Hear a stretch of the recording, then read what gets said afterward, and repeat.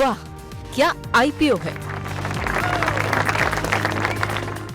खास सेगमेंट हमारा वाह क्या आईपीओ है, जिसमें कि आईपीओ बाजार से जुड़ी जितनी भी छोटी बड़ी खबरें आती हैं वो हम आप तक पहुंचाते हैं और हमारे जो एक्सपर्ट होते हैं वो उनका विश्लेषण करके बताते हैं कि क्या इस आईपीओ में निवेश करना चाहिए कि नहीं करना चाहिए। और हर बार की तरह हमारे साथ हमारे इन हाउस रिसर्च जर्नलिस्ट शौर्य जो है हमारे साथ जुड़ चुके हैं। शौर्य, मेन बोर्ड तो इस समय खाली चल रहा है, क्या कुछ एक्शन देखने को मिल रहा है? हालांकि एक लिस्टिंग आज ज़रूर देखने को मिली है, कैसी लिस्टिंग रही और उसके बारे में पहले बताइए। जी, लिस्टिंग अगर देखें तो ठीक ठाक रही है, नॉर्मल प्रीमियम पर नजर आई है जितनी हमें उम्मीद थी जेएमपी के हिसाब से। जो लिस्टिंग हुई वो कंपनी है वेलिएंट लैबोरेटरीज, ये एनएससी पर 15.82% प्रीमियम के साथ लिस्ट हुई है। एनएससी पर इसका भाव है 162.15 जिस पर ये खुला था और इश्यू प्राइस है इसका 140 रुपीज़ पर शेयर, यानी 15.82% के एग्जैक्ट प्रीमियम पर लिस्ट हुए है। कंपनी ने कुल 152.46 करोड़ रुपए जुटाए थे और लगभग 30 गुना के आसपास ये कंपनी सब्सक्राइब होती हुई नजर आई थी। ये फार्मास्यूटिकल बनाने की कंपनी है जिनका एक मैन्युफैक्चरिंग प्लांट है। गौरांग सर, ये जब आईपीओ आया था तो उसके बाद बहुत सारे लोगों की टिप्पणियां तो बहुत पॉजिटिव नहीं थी, मिलीजुली प्रतिक्रियाएं थी तमाम ब्रोकर्स की तरफ से। स्टॉक बॉक्स ने अप्लाई कहा था, स्वास्थ्य का इन्वेस्टमार्ट ने अवॉइड कहा, प्रॉफिट मार्ट सिक्योरिटीज़ ने अप्लाई कहा, कैपिटल मार्केट ने अवॉइड कहा, और ख़ासतौर से इनकी जो पेरेंट कंपनी है उसको लेकर के कुछ एक सवाल थे। आप कैसे देख रहे हैं, अगर आपने ट्रैक किया हो तो? और हालांकि प्रीमियम पे लिस्ट हुई है, आपकी कोई टिप्पणी रहेगी सर इस पर?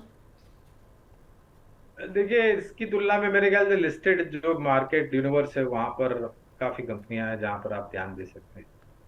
और एक चीज होती है मूल्यांकन किसी भी नए आईपीओ को लेकर के, मेरे ख्याल से निवेशकों को वहां पर बहुत ज्यादा ध्यान देना चाहिए।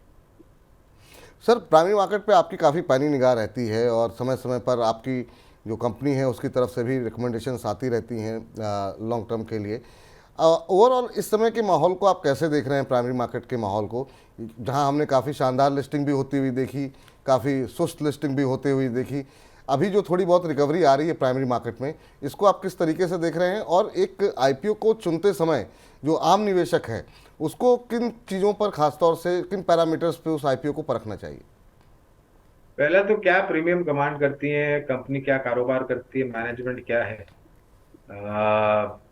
भविष्य क्या है, वो सब आजकल प्रोस्पेक्टस में मिल जाता है आपको। और ग्रेडिंग भी आजकल हो रही है आईपीओ की, जो आसानी होती है आम निवेशकों को एक आकलन करने के लिए कि निवेश करना चाहिए या नहीं करना चाहिए। लिस्टिंग गेन्स के लिए हमेशा आपको नहीं करना चाहिए, और मैं तो सक्षम हुई नहीं लिस्टिंग गेन्स को टिप्पणी करने के लिए। आप और बाजार में पैसे उधार लेकर के किसी भी आईपीओ में मेहरबानी करके मत लगाइए, क्योंकि हो सकता है वो आईपीओ उतना प्रीमियम न दे पाए या डिस्काउंट पे लिस्ट हो वगैरह वगैरह।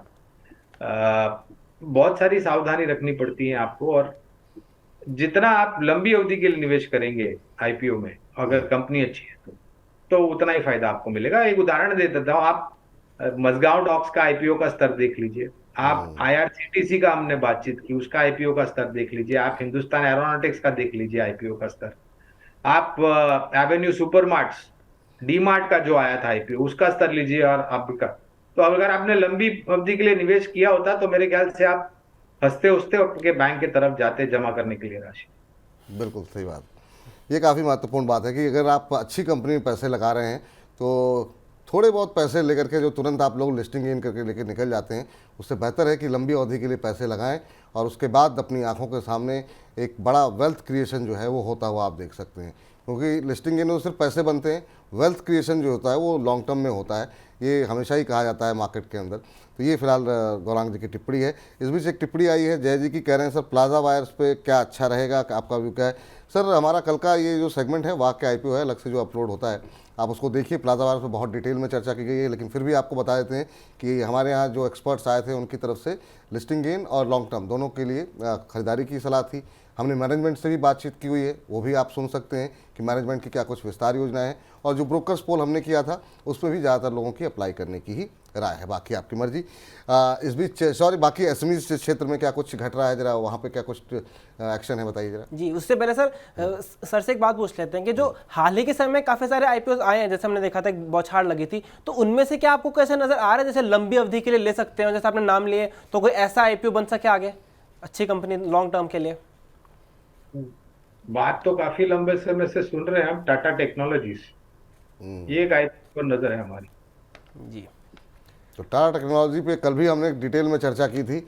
और सर एक अनुमान कल जो है लगाया गया, हमारे यहाँ जो एक्सपर्ट आए थे उन्होंने कहा कि अगले 2 से 3 हफ्तों में आप अनाउंसमेंट सुन लेंगे। आपके पास कोई इनसाइडर इन्फॉर्मेशन है कि कब तक ये लोग लेकर के आ रहे हैं? क्योंकि बहुत दिन से ये बज़ है और लोग काफ़ी सुनना चाहते हैं। लोग बेसब्री से इंतजार कर रहे हैं टाटा टेक्नोलॉजी के आईपीओ का। अच्छी चीजों के लिए धैर्य रखना पड़ता है और मेरे पास ऐसी कोई इनसाइडर इन्फॉर्मेशन नहीं। चलिए ठीक है, लेकिन जो है जो टिप्पणी थी वो हमने आपको बता दी। सॉरी, बताइए जी। अगर हम एसएमई क्षेत्र में जाएं तो आज एक नया आईपीओ खुला है, कमिटेड कार्गो केयर। वो आईपीओ 6 से 10 अक्टूबर तक खुलेगा। उसका प्राइस है 77 रुपीज़ पर शेयर का। आईपीओ से लगभग 25 करोड़ रुपीज़ रेज करे जाएंगे। पूरा ही फ्रेश इशू है और इसमें अच्छा सब्सक्रिप्शन देखने को मिल रहा है। 12:30 बजे तक ये 76% भर चुका है और जीएमपी चल रहा है इसका 30 रुपीज़ पर शेयर 77 रुपीज़ पे। एक आईपीओ लिस्ट हुआ है आज एसएमई क्षेत्र में, विन्यास इनोवेटिव टेक्नोलॉजीज, और ये आईपीओ 100% प्रीमियम पर लिस्ट हुआ है। इसका इशू प्राइस है 165 और एनएसई पर 330 रुपीज़ पर शेयर पर लिस्ट हुआ है। और जब सब्सक्रिप्शन था तब भी 43 टाइम्स ज़्यादा सब्सक्राइब होता हुआ नजर आया था और कंपनी ने कुल 55 करोड़ के आसपास रुपए जुटाए हैं। बल्कि मैं देख रहा था कि जो काफ़ी कंपनियां हैं एसएमई क्षेत्र में उनको 100%, 90% ऐसे रिटर्न मिलते हुए नजर आ रहे हैं। जब हम देख रहे हैं कि पिछले महीने मेन बोर्ड पे इतना अच्छा नहीं आया, तो फिर एक कंसर्न भी जैसे बना आ रहा है कि एसएमई क्षेत्र में कुछ गड़बड़ तो नहीं चल रही, क्योंकि काफ़ी जबरदस्त रिटर्न्स देखने को मिल रहे हैं एसएमई में कई आईपीओज में। कई आईपीओ मिले और सभी की तरफ से भी तो बोला गया शौर्य कि मतलब जो है यहाँ पर मैनिपुलेशन का डर लग रहा है, मैनिपुलेशन का खतरा उनको लग रहा है और इसके लिए अब जो मेन बोर्ड आईपीओस के लिए जो सर्विलेंस सिस्टम था अब वो एसएमई क्षेत्र के आईपीओस के लिए भी लाया जाएगा और लाया जा रहा है। तो सेबी की तरफ सभी की नज़रें हैं कि यहाँ पर बहुत छोटे छोटे आईपीओस, कंपनियां बड़ी रहती हैं तभी मैं देख रहा हूँ कि बहुत छोटे छोटे आईपीओस आ रहे हैं और उसमें जो है काफ़ी मैनिपुलेशन होता हुआ दिखाई दे रहा है। तो सेबी की नज़रें हैं, देखते हैं यहाँ पर क्या एक्शन होता है। दूसरी कंपनी कौन सी है जी? दूसरी में बताई थी वो विन्यास इनोवेटिव टेक्नोलॉजीज, जो आज लिस्ट हुई है 100% के प्रीमियम पर। 165 का इशू प्राइस और एनएसई पर 330 पर लिस्ट हुई है ये। सर इन दोनों एसएमईज पे आपकी कोई टिप्पणी अगर हो तो मैं चाहूँगा कि आप से जानना चाहेंगे। दूसरा जो सेबी की तरफ से अब ये एसएमईज को लेकर में जो 100%, 200% की जो लिस्टिंग प्रीमियम पे हो रही थी उसको लेके कुछ एक कंसर्न कुछ दिन पहले अभी उठाए गए हैं और वहाँ पर भी मेन बोर्ड आईपीओस की तरह सर्विलेंस सिस्टम लगाने की बात की जा रही है।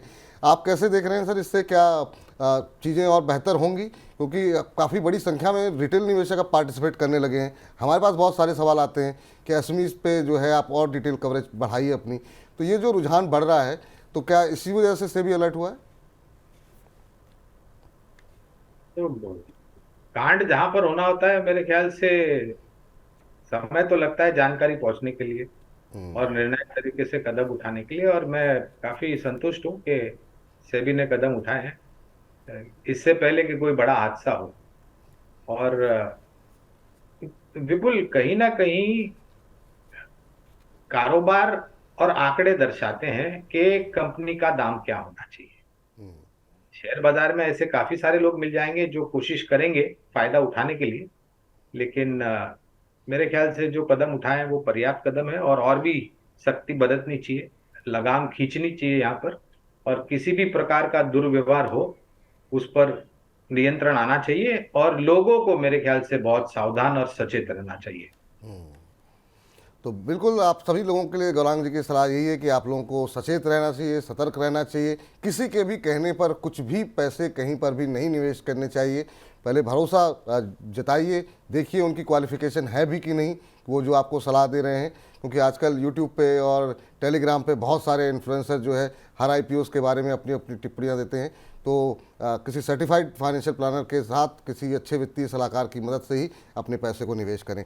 चलिए, इस बीच बुबुल मलिक जी कह रहे हैं कि सर यात्रा के बारे में बताइए। सर यात्रा की तो यात्रा निकल गई और वो हम आंकड़े कह रहे हैं और हमें को कुछ कहने की टिप्पणी ज़रूरत है नहीं।